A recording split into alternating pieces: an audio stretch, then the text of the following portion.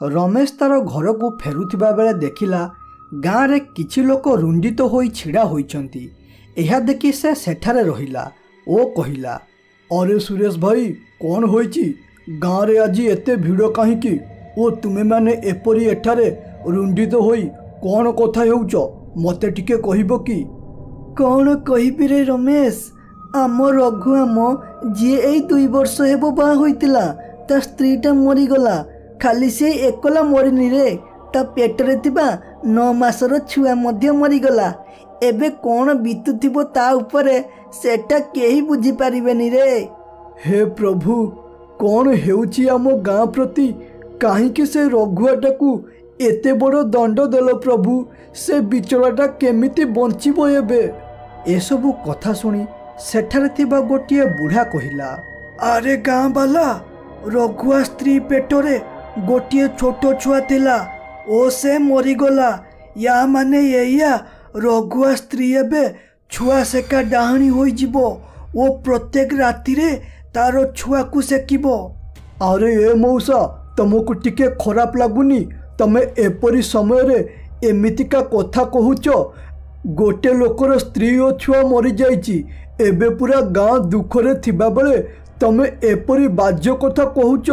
अरे तम जमाना रे एपरी बाज्य गप चलुथिला, हेले एबे से सबु कथा कही लोकंकु आउ डराउनी।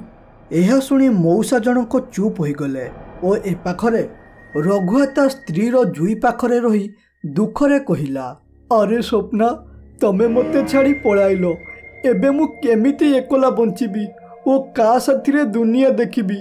तम जीवा दुख मते पूरा भितरु भांगी देउची, तेणु तमे मो पाखकू फेरी आसो स्वप्ना, मु तुम बिना बंची पारिबी नाही। अरे ए रघुआ, तू जमा भी मन दुख करना, जहा हेबार थिला ताहा तो होई गला, एथिरे आमे किछि करि पारिबा नाही। एपरी लुह गड़ाई तोर स्त्री को मने पकाइले क्षति केवल तोर हेबो, तेणु बेसी भावना ओ निज मन को बुझाइबाकू चेष्टा कर। ए रघुआ, तू एबे बुझी पारिबुनु मो सिचुएशन, तेणु तू मते किछि समय एइठारे छाड़ी दे। मु मन खोलिकी कांदिबाकू चाहूची, दयाकरी मते एकला छाड़ी एठारू पळा। हाउ, तू मन खोलिकी जेतिकी कांदिबा कथा कांद, हेले घर को फेरिबा परे सबु कथा भूलिबाकू चेष्टा करिबू।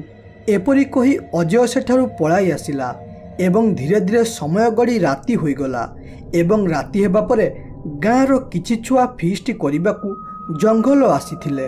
अरे सांग माने देखुछ तो, आम कुड़ियामी पाई आजी केते राति होई गलानी फीस्ट करिबा। एते डेरी रे आमे केबे भी फीस्ट करि नथिले। आमे एबे आइंस रांधिबा। जदि ए बास्ना रे कोनोसी वन्य जंतु आसीगला ना, आमर अवस्था खराब होई जिवो। हौ हौ, आउ बेसी विलंब न करी देलु देलु डियासुली, मु चुली लगाई भात बसाई दिए। भात शीघ्र शीघ्र हेले आमे चिकेन बसाइबा। एहा सुनी रॉकी बैग अंडाळिला, हेले ताकू डियासुली मिलिला नाही, तेणु से कहिला, अरे धेत तेरिकी, मु डियासुली आनिबा पाई भूली गली। एबे कोन करिबा सांगो? ए जंगल भितरे केउठी निया आनिबा? अरे तू केड़े बाज्य पिला डाकी रे, तते मु बारंबार कहिली सबु जिनिस गोटी गोटी करी चेक करी आनिबू, हेले तू को हिसाब रे डियासुली आनिनु? एबे केमिति फीस्ट करिबा कथा कर। बिकी एतिकी कहिची, हठात रॉकी देखिला किछि दूर रे धुआं बाहरिला परी देखागला। एहा देखि से टिके खुशी होई कहिला, अरे सांग, कौन मो रागुच? कथार अच्छी परा, जदि मनरे किछि करिबाकू इच्छा थिबो ताहाले ताकू सदाबेले भगवान साहाय्य करिबे। हे देख, किछि दूर रे धुआं बाहरुची, या माने एया आम परी आउ किए बोधे जंगल रे फीस्ट करूची। तेणु तू एइठारे 5 मिनिट अपेक्षा कर, मु एई गली ओ एई निया नहीं आसिली। एकरे भूल करिचु ओ तापरे भी एपरी फुटाणिया कथा कहूचु। हौ, आउ एबे विलंब न करी शीघ्र जा ओ निया नहीं कि आस, सेते पर्यंत मु चिकेन धोउची। एहा सुनी रॉकी धुआं आसुथिबा जागा आड़ू को गला ओ किछि बाट चली से निया जलुथिबा जागा पाखरे पहुंची गला ओ किछि दूररू देखिला सेठारे केही भी फीस्ट करू नाहंती। एहा देखि ता मनरे टिके भय आसिला, तेणु से कहिला, अरे मु तो भाबिली जंगल रे किए गोटे आम परी फीस्ट करुथिबो, हेले इए कोन? सेठारे किछि काठ जळुची, ଏଟା ଆଉ ଜୁଇଁ ଜଳୁନି ତ? ଆରେ ଓ ଭାଇ, ସେଠି ନିଆଁ ପାଖରେ କିଏ ଅଛ? ମୋତେ ଟିକେ ନିଆଁ ଦେବ କି? ଆମେ ଫିଷ୍ଟ କରିବୁ। ସେ ଏପରି କହିବା ପରେ ହଠାତ୍ ସେ ନିଆଁ ପାଖରୁ ଗୋଟିଏ ଆବାଜ ଆସିଲା। ଆରେ ଏ ଭାଇ, ଯେତେ ନିଆଁ ନେବା କଥା ମନ ଭରିକି ନେଇଯାଅ, ହେଲେ ଗୋଟେ କଥା ମନେ ରଖ, ନିଆଁକୁ ନଇଁକି ନେବ। ତେଣୁ ଶୀଘ୍ର ଏଠାକୁ ଆସି ନିଆଁ ନେଇଯାଅ, କାରଣ ମୁଁ ନିଆଁଲେ ଭାଇ ଏଠାରୁ ପଳାଇବି। ଏହା ଶୁଣି ରକି ମନରେ ଟିକେ ସନ୍ଦେହ ଆସିଲା ଓ ତାକୁ ଏପରି ଲାଗିଲା ସତେ ଯେମିତି ସେ ଏପରି କଥା ଆଗରୁ କାହା ପାଖରେ ଶୁଣିଛି। ତେଣୁ ସେ ଧୀରେ ଧୀରେ କହିଲା, ଆରେ ଏପରି କଥା ମୁଁ କାହା ପାଖରୁ ଶୁଣିଲା ପରି ଲାଗୁଛି, ହେଲେ କାହାଠାରୁ ଶୁଣିଛି? ଆରେ ହଁ, ଏପରି କଥା ମୋ ଜେଜେ କହୁଥିଲେ।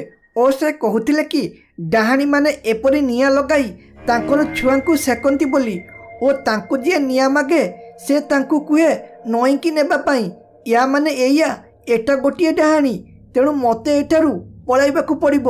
ଏପରି କହି ରକି ସେଠାରୁ ପଳାଇ ଆସିଲା। ପ୍ରକୃତରେ ସେଠାରେ ନିଆଁ ଜଳାଇ ଗୋଟିଏ ଡାହାଣୀ ତାର ଛୁଆକୁ ସେକୁଥିଲା ଓ ସେ ଡାହାଣୀ ଆଉ କେହି ନୁହଁ ବରଂ ରଘୁଆର ସ୍ତ୍ରୀ। ଓ ଏଠି ରକି ଆସି ତାର ସାଙ୍ଗମାନଙ୍କୁ କହିଲା, ଆରେ ସାଙ୍ଗମାନେ, ଏଠାରୁ ପଳାଇବା ଚାଲ। ଯଦି ଆମେ ଏଠାରେ ବେଶୀ ସମୟ ରହୁଛନ୍ତି ତାହେଲେ ଆମର ମରିବାଟା ଫାଇନାଲ ହୋଇଯିବ। ତେଣୁ ଫିଷ୍ଟର ଜିନିଷପତ୍ର ଧରି ଏଠାରୁ ପଳାଇବା ଚାଲ। ଆରେ ସାଙ୍ଗ, କ'ଣ ହୋଇଛି? ତୁ ଏପରି ଧଅଁସି ମହସି ହେଉଛୁ କାହିଁକି? କ'ଣ ହୋଇଛି? ସବୁ କଥା ଗୋଟି ଗୋଟି କରି ଆମକୁ କହ। ଆରେ ସାଙ୍ଗମାନେ, ମୁଁ ନିଆଁ ଆଣିବାକୁ ଯାଇଥିଲି ଓ ସେଠି ପହଞ୍ଚିବା ପରେ ଦେଖିଲି ଗୋଟିଏ ଡାହାଣୀ ତାର ଛୁଆକୁ ନିଆଁରେ ସେକୁଥାଏ। ତେଣୁ ଚାଲ ଆମେ ଶୀଘ୍ର ଏଠାରୁ ପଳାଇବା, ନହେଲେ ଏ ଚିକେନ ବାସ୍ନା ପାଇଁ ଡାହାଣୀ ଏଠାକୁ ଆସିବ ଓ ଆମ ସମସ୍ତଙ୍କୁ ଗୋଟି ଗୋଟି କରି ମାରି ଖାଇବ। ଆବେ ରକି, ମଦ ତ ଏଇଠାରେ ଅଛି, ଏପର୍ଯ୍ୟନ୍ତ କେହି ବି ପିଇ ନାହାନ୍ତି। ମଦ ନ ପିଇ ତୋତେ ନିଶା କେମିତି ହୋଇଗଲା? ଆରେ ପାଗଳ, ଆମ ପରି ସେଠି କିଛି ଛୁଆ ଫିଷ୍ଟ କରୁଥିବେ ଓ ତୋତେ ଡରେଇବା ପାଇଁ ସେ ଏପରି ମଜା କରୁଥିବେ। ତେଣୁ ତୁ ନ ଡରି ଏଇଠାରେ ରହ, ମୁଁ ଯାଉଛି ତାଙ୍କ ପାଖରୁ ନିଆଁ ନେଇ ଆସିବି। ଆରେ ସାଙ୍ଗ, ମୁଁ ସତ କହୁଛି, ସେଠାରେ ଡାହାଣୀ ଥିଲା। ତେଣୁ ଏଠାରେ ଫିଷ୍ଟ କରନା କିମ୍ବା ସେଠାକୁ କେହି ନିଆଁ ଆଣିବାକୁ ଯାଉନା। ଯଦି ଏ ଦୁଇଟି ଭିତରୁ କିଛି କରିବାକୁ ଚେଷ୍ଟା କରୁଛ ତାହେଲେ ମୁଁ ଏଠାରୁ ଯାଉଛି।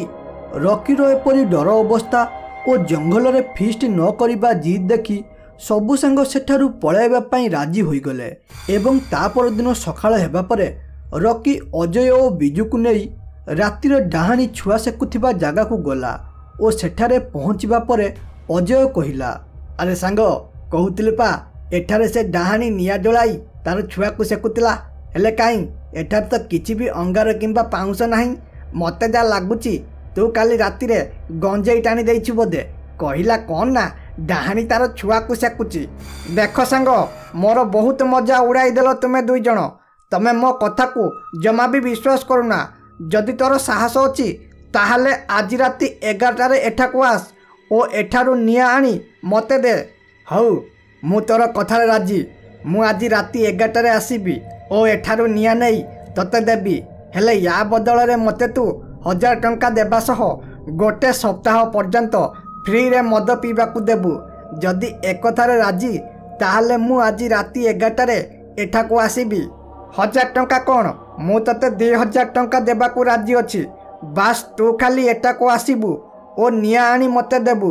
ଓ ହଁ, ଆଉ ଗୋଟେ କଥା ମନେ ରଖ, ଯଦି ତୋର କିଛି ଅସୁବିଧା ହେଲା କିମ୍ବା ଡାହାଣୀ ତୋତେ ମାରିଦେଲା ତାହେଲେ ମୋର ଜମା ବି ଦୋଷ ନାହିଁ। ଏକଥାରେ ରକି ରାଜି ହୋଇଗଲା ଏବଂ ରାତି ହେବା ପରେ ରକି, ବିକି ଓ ଅଜୟ ଗୋଟେ ଜାଗାରେ ଏକାଠି ହେଲେ ଓ ତାପରେ ଅଜୟ କହିଲା, ଆରେ ସାଙ୍ଗ ରକି, ଦେଖ ଏବେ 11ଟା ହେଇଛି। ତେଣୁ ମୁଁ ଏବେ ଏଠାରୁ ଯାଉଛି ନଈ ପାଖକୁ ନିଆଁ ନେଇକି ଆସିବି। ସେତେ ପର୍ଯ୍ୟନ୍ତ ତୁ 2000 ଟଙ୍କା ଯୋଗାଡ଼ିକି ରଖିଥା। ମୁଁ ଏଇ ଗଲି ଏଇ ଆଇଲି। ଆରେ ସାଙ୍ଗ, ତୁ ଆଜି ଖାଲି ଖାଲିରେ 2000 ଟଙ୍କା ହାରିବୁ ରେ। ଅଜୟ ମୋର ସିଂହ, ତୁ ଯା ଓ ସଙ୍ଗେ ସଙ୍ଗେ ନିଆଁ ଧରିକି ଆସ। 2000 ଟଙ୍କା ପାଇଲେ ଆମେ ବୁଲିବାକୁ ଯିବା। ଏହା ଶୁଣି ଅଜୟ ବହୁତ ସାହସର ସହ ନଈ ପାଖକୁ ଗଲା ଓ କିଛି ବାଟ ଚାଲିବା ପରେ ସେ ନିଆଁ ପାଖରେ ପହଞ୍ଚିଗଲା ଓ ସେଠି ପହଞ୍ଚି ଦେଖିଲା ଗୋଟେ ସ୍ତ୍ରୀଲୋକ ତାର ଛୁଆକୁ ସେକୁଛି। ଅନ୍ଧାର କାରଣରୁ ସେ ସ୍ତ୍ରୀଲୋକର ମୁହଁ ଦେଖାଯାଉନଥିଲା। ତେଣୁ ଅଜୟ ନ ଡରି କହିଲା, ଆରେ ଏ ମାଉସୀ, ମୁଁ ଏଠାକୁ ନିଆଁ ନେବାକୁ ଆସିଛି, ତେଣୁ ମୋତେ ଟିକେ ନିଆଁ ଦେବ କି? निआ नेले मु सिगारेट टाणिबी। अजय एपरी कहवा पर कौनसी उत्तर आसिला नहीं। यह देखि अजय को टिके डर लगिला। तेणु से डरी डरी मने मने भाविला, अरे ए स्त्रीलोक कौन किछि उत्तर देउनी। मो सांग रकी आउ सत कथा कहूतिला कि एटा गोटे डाहाणी बोली, तेणु मते टिके भलरे देखिबाकू पड़िबो। से एपरी भाबी टिके भलरे देखिबाकू लागिला ओ देखिबाकू पाइला जे ता सांग रकी सत कहूतिला। माने से स्त्रीलोक गोटे भयंकर डाहाणी जे कि तार छुआ को सेकु थाए। यह देखि रकी डर कहला, डाहाणी, अरे मते एठार शीघ्र जावाक पड़िबो, नहले डाहाणी मते एठार चोबाई चोबाई खाई जिवो। एपरी कही अजय सेठारु शीघ्र पलाई आसिला ओ तार सांग मानक पाखरे पहुँची कहला, अरे सांग रकी, दयाकरी मते क्षमा करी दे रे। मु तोर कथा को विश्वास कलिनी, हेले मु मो निज आखिरो देखिकी आसिली गोटे डाहाणी तार छोट छुआ को सेकु थाए। विश्वास कर, मु जदि ता पाखरु निया आनी थांती किंबा अल्प समय सेठारे रही थांती ताहले मोर मृत्यु आज फाइनल हो जाई थांता। सांग, मु तते प्रथमरु ही कहितिली सेठारे गोटे डाहाणी अछि बोली, हेले तू तो अमानियाटा मो कथा को मानिलु नाही ओ टंका लोभरे सेठाकू चली गलो। हेले मु गोटे कथा बुझी पारुनी, से डाहाणी हाबुड़े जी पड़े डाहाणी तार किछि ना किछि क्षति करे, हेले से तोर किछि क्षति न करी छाड़ीदेला काहींकी। रकी एपरी कहला, प्रकृत रे से डाहाणी तार छुआ को सेकिबा काम रे व्यस्त थिबारु से अजयर किछि क्षति करिला नाही। अजय डाहाणी देखिबा कथा ता परदिन सकाळे गाँव रे सबू जानिगले। तेणु बुढ़ा मौसा रमेश को कहला, अरे रमेश, शुणिली तो गाँव रे सबू कौन घटीगला काली। अजय नई पाखकू निआ आनिबाकू जाइतिला ओ सेठारे देखिला डाहाणी तार छुआ को सेकुथाए। प्रकृत रे से डाहाणी हेउची रघुआर स्त्री। मु तते सेदिन एकथा कहितिली, हेले तू मोर कथा को विश्वास कलुनी। एबे देखिलु तो कौन हैला। अरे मौसा, मते लागुची तुम मुंडटा खराब हो गलानी, कारण जेउ दुई जण डाहाणी को देखिचंती माने रकी ओ अजय, से दुईटा हेउचंती आम गाँर सबुठारु घोड़ा मदुआ। से दुई जण मद पीबा परे तांकु आउ रास्ता घाट देखा जाएनी। से दुई जण बोधे कौनसी गछ को देखी डाहाणी बोली भाबिथिबे। हई रे रमेश, अजय भी एपरी रकी कथा को विश्वास न करी नई पाखकू राति 11टारे जाइतिला ओ डाहाणी को देखिला। तू जदि ठीक एपरी डाहाणी को विश्वास करुनु ताहले आज राति 11टारे नई पाखकू जा ओ प्रकृत कथा कौन जानिया।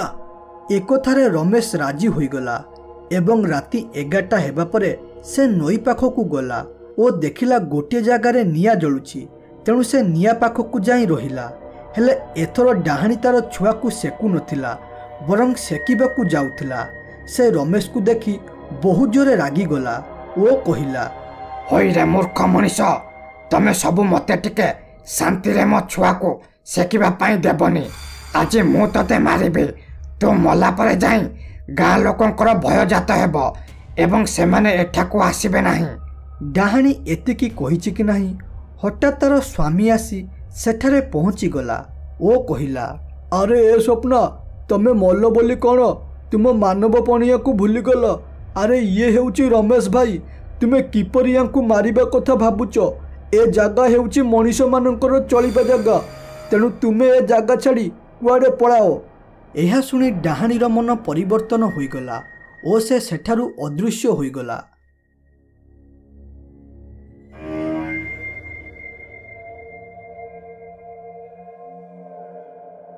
एकदा गोटिए भूत बाटबणा होई जंगल रे बुलुथिला। से बुली बुली थकी जाई गोटिए जगार रहीगला। अरे मु 2 दिन हेबो ए जंगल रे फसी जाइची ओ घर को जीवा बाट पाउनी। जदि एपरि आउ किछि दिन एठारे रुहे ताहले मु मरिबाटा फाइनल होई जिवो। अरे एबे तो राति होई आसिलानी, तेणु मते केउठी गोटे गुंफा देखी राति कटेइबाकू पड़िबो ओ ता पर दिन घर को फेरिबा रास्ता खोजिबाकू पड़िबो। एपरि कही भूत जंगल रे गोटे गुंफा खोजिबारे लागिला ओ खोजी खोजी शेषरे गोटे गुंफा पाइगला। हेले से देखिला से गुंफारे प्रथमरु ही गोटे हाथी रहुची। तेणु भूत कहिला, अरे ए हाथी, ମୁଁ 2 ଦିନ ହେବ ଘରକୁ ଯିବା ପାଇଁ ବାଟ ପାଉନି, ତେଣୁ ମୋତେ ଆଜି ରାତିଟା ଏଇଠାରେ ରହିବାକୁ ଦେ। ମୁଁ କାଲି ସକାଳେ ଏଠାରୁ ପଳାଇବି। ଏହା ଶୁଣି ହାତୀ ମନେ ମନେ ଭାବିଲା, ଆରେ ଏ ଭୂତମାନଙ୍କୁ ଭରସା ନାହିଁ, କାରଣ ଏମାନେ ଜନ୍ମରୁ ହିଁ ବେଇମାନ। ମୁଁ ଯଦି ଏ ଭୂତକୁ ଏଇଠାରେ ରଖୁଛି ତାହେଲେ ସେ ମୋଠାରୁ ଏ ଗୁମ୍ଫା ଛଡ଼େଇବାକୁ ଚେଷ୍ଟା କରିବ, ତେଣୁ ତାକୁ ଏଠାରୁ ବିଦା କରିବାକୁ ପଡ଼ିବ। ଏପରି ଭାବି ହାତୀ କହିଲା, ଆରେ ଏ ଭୂତ, ତୁ ଏଠାରୁ ପଳା, କାରଣ ଏଠାରେ ମୋର ସ୍ତ୍ରୀ ପିଲାଛୁଆ ରହୁଛନ୍ତି ଓ ତୁ ଯଦି ଏଠାରେ ରହୁ ତାହେଲେ ଆମକୁ ଜାଗା ଧରିବ ନାହିଁ। ଏହା ଶୁଣି ଭୂତ ଜାଣିପାରିଲା ଯେ ହାତୀ ତାକୁ ମିଛ କହୁଛି ବୋଲି, ତେଣୁ ସେ କହିଲା, ଆରେ ହାତୀ, ମୁଁ ତତେ ଭଲରେ କହିଲି ଏଠାରେ ରହିବା ପାଇଁ, ହେଲେ ତୁ ମୋତେ ଏଠାରେ ନ ରଖି ମିଛ କଥା କହୁଛୁ, ତେଣୁ ତୁ ଏ ଭୁଲର ଦଣ୍ଡ ପାଇବୁ।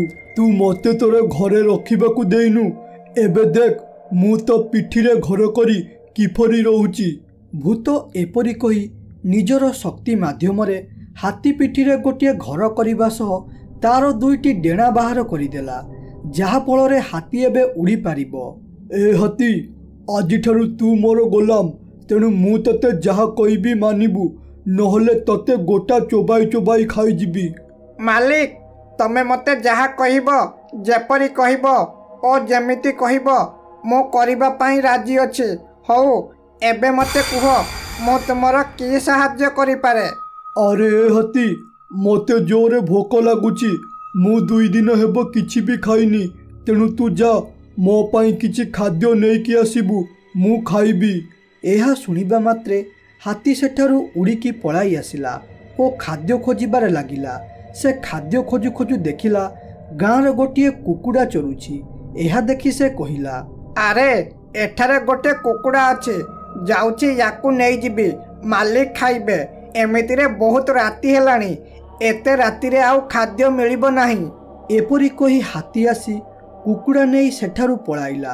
ସେ କୁକୁଡ଼ାର ମାଲିକ ସଞ୍ଜୟ ସେଠାରୁ କିଛି ଦୂରରେ ଥିଲା। ସେ ଦେଖିଲା ତାର କୁକୁଡ଼ାକୁ ଗୋଟେ ହାତୀ ଉଡ଼ିକି ନେଇକି ପଳାଇଲା। ସେ ଏହା ଦେଖି ବହୁତ ଆଶ୍ଚର୍ଯ୍ୟ ହୋଇ କହିଲା, ଆରେ ଇଏ କି ପ୍ରକାର ହାତୀ, ଯିଏ ଆକାଶରେ ଉଡ଼ି ପାରୁଛି ଓ ତା ସହ ମାଂସ ଖାଇବା ପାଇଁ କୁକୁଡ଼ା ନେଉଛି? ମୁଁ ତ ଏଭଳିଆ ହାତୀ ମୋ ଜୀବନରେ ଦେଖିନଥିଲି। ଆରେ ଏ ହାତୀକୁ ଦେଖି ମୋ ମନରେ ଗୋଟିଏ ଉପାୟ ଜୁଟୁଛି। ମୁଁ ଯଦି ଏ ହାତୀକୁ ଧରି ବୈଜ୍ଞାନିକମାନଙ୍କୁ ଦେଇଦେବି ତାହେଲେ ମୋତେ ବହୁତ ଟଙ୍କା ମିଳିବ, ତେଣୁ ମୋତେ ଏ ହାତୀ କେଉଁଠି ରହୁଛି ଜାଣିବାକୁ ପଡ଼ିବ।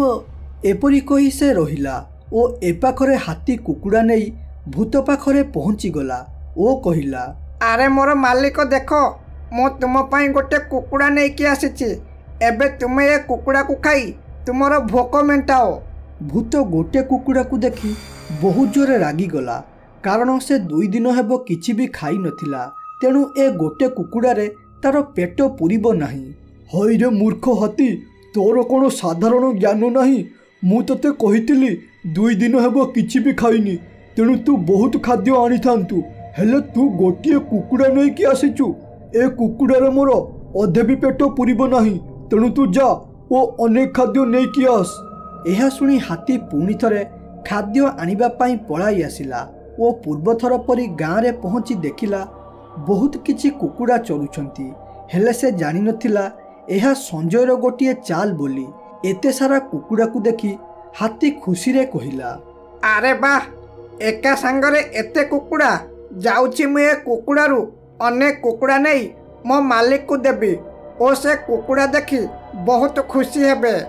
ଏ ଦୃଶ୍ୟ ସଞ୍ଜୟ ଲୁଚିକି ଦେଖି କହିଲା, ହଉ ରେ ପୁଅ, କେତେ କୁକୁଡ଼ା ନେବା କଥା ଏବେ ନେଇକି ଯା, କାହିଁକି ନା ମୁଁ ତୋର ପଛେ ପଛେ ତୋର ଘର ପାଖକୁ ଯିବି ଓ ସେଠାରେ ପହଞ୍ଚି ତତେ ନେଇ ବୈଜ୍ଞାନିକକୁ ଦେବା ସହ ତୋର ପରିବାରକୁ ମଧ୍ୟ ଧରି ଆଣିବି। ଏପରି କହୁଥିବା ବେଳେ ହାତୀ ସେଠାରୁ ଉଡ଼ି ଉଡ଼ି ଆସି ବହୁତ କୁକୁଡ଼ା ନେଇ ପଳାଇଲା। ଏହା ଦେଖି ସଞ୍ଜୟ ହାତୀର ପିଛା କରିବାରେ ଲାଗିଲା ଓ ସେ ପିଛା କରି କରି ଯାଇ ହାତୀ ରହୁଥିବା ଗୁମ୍ଫା ପାଖରେ ପହଞ୍ଚିଗଲା ଓ ସେଠି ପହଞ୍ଚି କହିଲା, ଆରେ ଶେଷରେ ମୁଁ ପହଞ୍ଚିଗଲି ହାତୀ ରହୁଥିବା ଗୁମ୍ଫା ପାଖରେ। ଏବେ ଖାଲି ଗୁମ୍ଫା ଭିତରକୁ ଯିବି ଓ ଲୁଚିକି ହାତୀ ଉପରେ ନଜର ରଖିବି ଓ ତାପରେ ଆସି ବୈଜ୍ଞାନିକମାନଙ୍କୁ କହି ଟଙ୍କା ନେବି। ଓ ଏ ପାଖରେ ହାତୀ କୁକୁଡ଼ା ନେଇ ପହଞ୍ଚିବା ପରେ ଭୂତ ଖୁସି ହୋଇ କହିଲା, ଧନ୍ୟବାଦ ହାତୀ, ଏତେ ବଳକରେ ଗୋଟେ ଭଲ କାମ କଲୁ। ଏକା ସାଥିରେ ବହୁତ ସାରା କୁକୁଡ଼ା ଆଣିଲୁ। ଏବେ ମୁଁ ଏସବୁ କୁକୁଡ଼ା ଖାଇ ମୋର ପେଟ ପୁରାଇବି।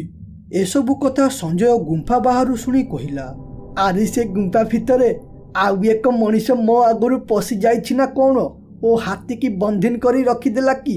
ତେଣୁ ମୋତେ ଶୀଘ୍ର ଯାଇ ଦେଖିବାକୁ ପଡ଼ିବ ଓ ହାତୀକୁ ମୋ ଆବଦ୍ଧରେ ରଖିବାକୁ ପଡ଼ିବ। ଏପରି କହି ସଞ୍ଜୟ ଗୁମ୍ଫା ଭିତରକୁ ପଶିଲା ଓ ଦେଖିଲା ପ୍ରକୃତରେ ଗୁମ୍ଫା ଭିତରେ କୌଣସି ମଣିଷ ନାହିଁ, ବରଂ ଗୋଟିଏ ଭୂତ ଅଛି। ଏହା ଦେଖି ସଞ୍ଜୟ ବହୁତ ଜୋରରେ ଡରିଗଲା ଓ କହିଲା, ଆରେ ଭୂତ, ଇଏ ଭୂତ ଭାଇ, ଦୟାକରି ମୋତେ ଛାଡ଼ିଦେ। ମୁଁ ଭୁଲରେ ୟା ଭିତରକୁ ପଳାଇ ଆସିଛି, ତେଣୁ ମୋତେ ମାରିନି। ଘରେ ମୋର ସ୍ତ୍ରୀ ପିଲା ଛୁଆ ଅପେକ୍ଷା କରିଛନ୍ତି। ଆରେ ଏ ମୂର୍ଖ ମଣିଷ, ମୁଁ ତୋର ମୁହଁ ଦେଖି ଜାଣିପାରୁଛି ତୁ ଏଠାକୁ ଏ ହାତୀର ପିଛା କରି କରି ଆସିଥିଲୁ ଓ ଭାବିଥିଲୁ ଏ ହାତୀକୁ ବୈଜ୍ଞାନିକମାନଙ୍କୁ ଦେଇ ବହୁତ ଟଙ୍କା ରୋଜଗାର କରିବୁ ବୋଲି। ତେଣୁ ତୁ ଏବେ ଏଇଠାରେ ମରିବା ପାଇଁ ପ୍ରସ୍ତୁତ ହୋଇଯା। ଭୂତ ଏପରି କହି ସେଇଠାରେ ସଞ୍ଜୟକୁ ମାରି ଖାଇଦେଲା। ସେ ସଞ୍ଜୟ ମାଂସ ଖାଇବା ପରେ ତାକୁ ବହୁତ ଟେଷ୍ଟି ଲାଗିଲା। ତେଣୁ ସେ କହିଲା, ଆରେ ବା, ମଣିଷ ମାଂସ ତ ବହୁତ ଟେଷ୍ଟି। ମୁଁ ମୋ ଜୀବନରେ ପ୍ରଥମ ଥର ମଣିଷ ମାଂସ ଖାଇଲି।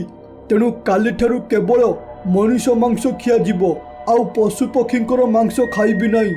ଆରେ ଏ ହାତୀ, ମୁଁ ଗୋଟିଏ ଭଲ ପ୍ଲାନ୍ ଭାବିଛି। କାଲିଠାରୁ ତୋର ମୋର ଯିବା ଓ ଅନେକ ମଣିଷ ଧରିକି ଏଠାକୁ ଆଣିବା। ଏହା ଶୁଣି ହାତୀ ରାଜି ହୋଇଗଲା ଓ ତା ପରଦିନ ହେବା ପରେ ଭୂତ ନିଜର ପ୍ଲାନ୍ ଅନୁସାରେ ସଞ୍ଜୟ ରୂପ ଧାରଣ କଲା ଓ ହାତୀ ପିଠିରେ ବସି ଗାଁକୁ ଗଲା ଓ ସେଠାରେ ପହଞ୍ଚିବା ପରେ ଦେଖିଲା ଦୁଇଟି ଛୁଆ କିଛି ଦୂରରେ ଥାଇ କଥା ହେଉଥିଲେ। ଆରେ ବିଜୁ, ଆମେ ଯଦି ଚଢ଼େଇମାନଙ୍କ ପରି ଉଡ଼ି ପାରନ୍ତେ ତାହେଲେ ବହୁତ ବଢ଼ିଆ ହୁଅନ୍ତା। ଏ ଗଛରୁ ସେ ଗଛ, ଏ ଡାଳରୁ ସେ ଡାଳ, ଆମେ ଉଡ଼ିକି ଯାଇପାରନ୍ତେ ଓ ମଜାରେ ଖେଳନ୍ତେ। ହଁ ରେ ସାଙ୍ଗ, ସେଇପରି ହେଲେ ଭଲ ହୁଅନ୍ତା। ହେଲେ ମୋତେ ଲାଗୁନି ସେପରି ସମ୍ଭବ ବୋଲି। ତେଣୁ ମୋର ଛୋଟବେଳୁ ଗୋଟେ ଇଚ୍ଛା, ମୁଁ ହେଲିକପ୍ଟରରେ ବସି ଆକାଶରେ ଉଡ଼ିବାକୁ ଚାହୁଁଛି। ତେଣୁ ମୁଁ ବଡ଼ ହେଲେ ମୋ ସ୍ୱପ୍ନ ନିଶ୍ଚିତ ପୂରା କରିବି। ଏସବୁ କଥା ଭୂତ ଶୁଣି କହିଲା, ଆରେ ଏ ପିଲାମାନେ, ଏଠାକୁ ଆସ ଓ ମୁଁ ତୁମର ସ୍ୱପ୍ନ ପୂରଣ କରିବି। ତୁମକୁ ଏବେ ମୋ ହାତୀ ମାଧ୍ୟମରେ ଆକାଶରେ ଉଡ଼ାଇବି। ତାହେଲେ ବିଳମ୍ବ କାହିଁକି? ଶୀଘ୍ର ଏଠାକୁ ଆସ। ଅଙ୍କଲ, ତମେ ସତ କହୁଛ? ଆମକୁ ଆକାଶରେ ଉଡ଼ାଇବ? ହେଲେ ଏହା କିପରି ସମ୍ଭବ? ହାତୀ ତ କେବେ ଉଡ଼ିପାରିବ ନାହିଁ। ତାହେଲେ ଆମେ କିପରି ଉଡ଼ିବୁ? ଆରେ ତମେ ସେ କଥା ଜମା ବି ଚିନ୍ତା କର ନା। ତମେ ବାସ୍ ଖାଲି ଏ ହାତୀ ଉପରେ ବସ ଓ ଦେଖ ଏ ହାତୀର କମାଲ। ଏହା ଶୁଣି ରାଜୁ ଓ ବିଜୁ ରାଜି ହୋଇଗଲେ। ସେମାନେ ରାଜି ହେବା ଦେଖି ଭୂତ ମନେ ମନେ ଭାବିଲା, ଆରେ ଯଦି ମୁଁ ୟାଙ୍କ ଦୁଇ ଜଣଙ୍କୁ ସାଙ୍ଗରେ ନେଇଯାଏ ତାହେଲେ ଦି ଜଣଙ୍କୁ ଏକା ସାଙ୍ଗରେ ଖାଇପାରିବି ନାହିଁ। ତେଣୁ ଆଜି ଜଣକୁ ନେଇଯିବି ଓ କାଲି ଆସି ଆଉ ଜଣକୁ ନେବି। ଏପରି ଭାବି ଭୂତ କହିଲା, ଆରେ ଏ ପିଲା, ତୁମେ ଦୁଇ ଜଣ ଏ ହାତୀ ପିଠିରେ ବସିଲେ ସେ ଉଡ଼ିପାରିବ ନାହିଁ। ତେଣୁ ତୁମେ ଗୋଟେ କାମ କର, ପ୍ରଥମେ ଜଣେ ବସ। ମୁଁ ତାକୁ ନେଇ ପ୍ରଥମେ ଜଙ୍ଗଲରେ ବୁଲାଇ ଆଣିବି ଓ ତାପରେ ଆଉ ଜଣଙ୍କର ପାଳି ପଡ଼ିବ। ଆରେ ସାଙ୍ଗ, ତୋର ଗୋଟେ ବଡ଼ ଇଚ୍ଛା ଥିଲା ହେଲିକପ୍ଟରରେ ବସିବା ପାଇଁ। ତେଣୁ ତୁ ଆଗେ ଏଥିରେ ବସ ଓ ତାପରେ ମୁଁ ବସିବି। ଏହା ଶୁଣି ବିଜୁ ବହୁତ ଖୁସି ହୋଇଗଲା ଓ ହାତୀ ପିଠିରେ ବସି ଉଡ଼ିବାରେ ଲାଗିଲା। ଆରେ ବାଃ, କେତେ ମଜା ଲାଗୁଛି। ଏମିତି ଲାଗୁଛି ମୁଁ ସ୍ୱର୍ଗରେ ଅଛି ବୋଲି। ଧନ୍ୟବାଦ ଅଙ୍କଲ, ତମେ ମୋ ସ୍ୱପ୍ନକୁ ପୂରଣ କରିଥିବାରୁ। ଆରେ ଏ ଛୁଆ, ତୁ ସତରେ ସ୍ୱର୍ଗ ଯିବା ପାଇଁ ଚାହୁଁଛୁ କି? ଯଦି ହଁ, ତାହେଲେ ମୋ ସାଥିରେ ଚାଲ ଓ ଦେଖ ମୁଁ ତତେ କେଉଁଠିକି ନେଇଯାଉଛି। ଏହା ଶୁଣି ବିଜୁକୁ ଟିକେ ସନ୍ଦେହ ହେଲା। ତାକୁ ଏମିତି ଲାଗିଲା ସତେ ଯେମିତି ତାର ମୃତ୍ୟୁ ସମୟ ଆସିଗଲା। ତେଣୁ ସେ କହିଲା, ଆରେ ଅଙ୍କଲ, ତମେ ଏମିତି କ'ଣ କହୁଛ? ମୋତେ ବହୁତ ଡର ଲାଗୁଛି। ତେଣୁ ମୋତେ ଆଉ ବେଶୀ ବାଟ ବୁଲାଉ ନାହିଁ। ଏବେ ଚାଲ, ମୋ ଗାଁରେ ଛାଡ଼ିଦେବ। ଆରେ ଏ ଛୁଆ, ତୁ କ'ଣ ଭାବିଲୁ ମୁଁ ତତେ ଏଠାକୁ ଆଣିଛି ଏ ହାତୀ ପିଠିରେ ବସାଇ ବୁଲାଇବା ପାଇଁ ଓ ତୁ ମୋତେ ଗୋଟେ ସାଧାରଣ ମଣିଷ ଭାବିଲୁ ନା କ'ଣ? ଯଦି ସେମିତି ଭାବୁଛୁ ତାହେଲେ ଦେଖ ମୋର ପ୍ରକୃତ ରୂପ। ଭୂତ ଏପରି କହି ତାର ରୂପ ପରିବର୍ତ୍ତନ କଲା ଓ ଏ ପାଖରେ ରାଜୁ ବିଜୁକୁ ଅପେକ୍ଷା କରି କରି ଅଧିକ ସମୟ ହୋଇଯିବାରୁ ସେ କହିଲା, ଆରେ ବିଜୁ ଏତେ ସମୟ ହେବ ଗଲାଣି, ହେଲେ ସେ ଏତେ ପର୍ଯ୍ୟନ୍ତ ଆସିନି କାହିଁକି? ଲାଗୁଛି ସେ ଆକାଶରେ ଉଡ଼ୁଥିବାରୁ ତାକୁ ବହୁତ ଭଲ ଲାଗୁଛି, ତେଣୁ ସେ ଆସିବାକୁ ଇଚ୍ଛା କରୁନି। ହଉ, ସେ ଯେତେବେଳେ ଆସୁଛି ଆସୁ, ମୁଁ ଘରକୁ ଯାଉଛି। ରାଜୁ ଏପରି କହିଲା ଏବଂ ତା ପରଦିନ ସକାଳ ହେବା ପରେ ବିଜୁର ବାପା ସମ୍ବିତ ବିଜୁକୁ ଖୋଜି ଖୋଜି ଆସି ରାଜୁର ଘର ପାଖରେ ପହଞ୍ଚିଗଲା। ଆରେ ଏ ରାଜୁ, କୁଆଡ଼େ ଗଲୁ? ଘର ବାହାରକୁ ଆସ। କାଲିଠାରୁ ମୋ ପୁଅ ବିଜୁକୁ ଖୋଜିକି ପାଉନି, ତେଣୁ ତୁ ତାକୁ କେଉଁଠି ଦେଖିଛୁ କି? ଏହା ଶୁଣି ରାଜୁ ଘର ବାହାରକୁ ଆସି କହିଲା, ଆରେ ଅଙ୍କଲ, କାଲି ବିଜୁ ମୋ ସାଥିରେ ଥିଲା ଏବଂ ସେ ଆକାଶରେ ଉଡ଼ନ୍ତା ହାତୀ ପିଠିରେ ବସି ଉଡ଼ିବାକୁ ଯାଇଥିଲା ଓ ସେ ସତରେ କ'ଣ ଘରକୁ କାଲିଠାରୁ ଆସିନି? ଆରେ କ'ଣ କହୁଛୁ ତୁ? ସେ ହାତୀ ପିଠିରେ ବସି ଉଡ଼ିବାକୁ ଯାଇଥିଲା, ହେଲେ ହାତୀ ତ ଉଡ଼ିପାରେନି, ତାହେଲେ ସେ ଉଡ଼ିଲା କେମିତି? ଆରେ ତୋର ମୁଣ୍ଡ ଫୁଣ୍ଡ କାମ କରୁନି କିରେ? ଆରେ ଅଙ୍କଲ, ମୁଁ ସତ କଥା କହୁଛି, ବିଜୁ ଏକ ଉଡ଼ନ୍ତା ହାତୀ ପିଠିରେ ବସି ଉଡ଼ିବାକୁ ଯାଇଥିଲା ଓ ସେ ସେବେଠାରୁ କ'ଣ ଆଉ ଫେରିନି? ସେମାନେ ଏପରି କଥା ହେଉଥିବା ବେଳେ ଗୋଟିଏ ଛୋଟ ହାତୀ ଆସି ତାଙ୍କର କଥା ଶୁଣୁଥିଲା ଏବଂ ରାଜୁ କହିସାରିବା ପରେ ସେ କହିଲା, ଆରେ ଭାଇ, ଏ ଛୁଆ ସତ କହୁଛି, କାରଣ ସେ ଉଡ଼ନ୍ତା ହାତୀ ହେଉଛି ମୋ ବାପା ଏବଂ ତାକୁ ଗୋଟିଏ ଭୂତ ତାର ଶକ୍ତି ମାଧ୍ୟମରେ ବଶୀଭୂତ କରି ରଖିଛି, ଯାହାଦ୍ୱାରା ସେ ଏପରି ଉଡ଼ି ମଣିଷଙ୍କୁ ଚୋରି କରି ଆଣି ଭୂତକୁ ଦେଉଛି ଓ ଭୂତ ତାକୁ ବହୁତ ମଜାରେ ଖାଉଛି। ଆଉ ରହିଲା ତୁମ ପୁଅ କଥା, ତମ ପୁଅକୁ ଭୂତ କାଲି ମାରିକି ଖାଇ ଦେଇଛି। ଏହା ଶୁଣିବା ମାତ୍ରେ ସମ୍ବିତ ବହୁତ ଜୋରେ ରାଗିଗଲା ଓ ରାଗରେ କହିଲା, ଆରେ ଏ ହାତୀ ଛୁଆ, ମୋତେ ଖାଲି ଦେଖା ସେ ଭୂତ କୋଉଠି ଅଛି। ସେ ଯେପରି ମୋ ପୁଅକୁ ମାରିଛି, ଠିକ୍ ସେମିତି ମୁଁ ତାକୁ ମାରିବି ଓ ମୋ ପୁଅ ମୃତ୍ୟୁର ପ୍ରତିଶୋଧ ନେବି। ଏପରି କହିବା ପରେ ହାତୀ ଛୁଆ ସମ୍ବିତକୁ ଭୂତ ରହୁଥିବା ଗୁମ୍ଫା ପାଖକୁ ନେଇକି ଗଲା ଓ ସେଠାରେ ପହଞ୍ଚିବା ପରେ ହାତୀ ଛୁଆ କହିଲା, ଆରେ ଭାଇ, ଯେତେ ପର୍ଯ୍ୟନ୍ତ ମୋ ବାପା ସେ ଭୂତ ପାଖରେ ଅଛନ୍ତି, ସେତେ ପର୍ଯ୍ୟନ୍ତ ଆମେ ସେ ଭୂତର କିଛି ବି କରିପାରିବା ନାହିଁ, ତେଣୁ ଆମକୁ ମୋ ବାପା ଯିବାର ଅପେକ୍ଷା କରିବାକୁ ପଡ଼ିବ। ମୋ ବାପା ଗଲା ପରେ ଯାଇ ଆମେ ଏ ଗୁମ୍ଫାରେ ନିଆଁ ଲଗାଇଦେବା, ଯାହାଫଳରେ ଭୂତ ଗୁମ୍ଫା ଭିତରେ ଜଳିପୋଡ଼ି ମରିଯିବ। ଏହା ଶୁଣି ସମ୍ବିତ ଅପେକ୍ଷା କରିବାରେ ଲାଗିଲା ଓ କିଛି ସମୟ ଅପେକ୍ଷା କରି କରି ଦେଖିଲେ ହାତୀ ସେଠାରୁ ଉଡ଼ିକି ପଳାଇଲା। ଏହା ଦେଖି ଛୋଟ ହାତୀ କହିଲା, ଆରେ ଭାଇ, ଏଇଟା ହେଉଛି ଠିକ୍ ସମୟ। ଦେଖ, ମୋ ବାପା ଉଡ଼ିକି ପଳାଇଲେ, ତେଣୁ ତୁମେ ଏବେ ଗୁମ୍ଫାରେ ନିଆଁ ଲଗାଇ ଦିଅ, ଯାହାଫଳରେ ଭୂତ ମରିବା ସହ ମୋ ବାପା ମଧ୍ୟ ପୂର୍ବ ଅବସ୍ଥାକୁ ଫେରି ଆସିବେ। ଏହା ଶୁଣିବା ମାତ୍ରେ ରମେଶ ସଙ୍ଗେ ସଙ୍ଗେ ସେ ଗୁମ୍ଫା ଦିହରେ ନିଆଁ ଲଗାଇଦେଲା, ଯାହାଦ୍ୱାରା ଭୂତ ସେ ଗୁମ୍ଫା ଭିତରେ ଜଳିପୋଡ଼ି ମରିଗଲା।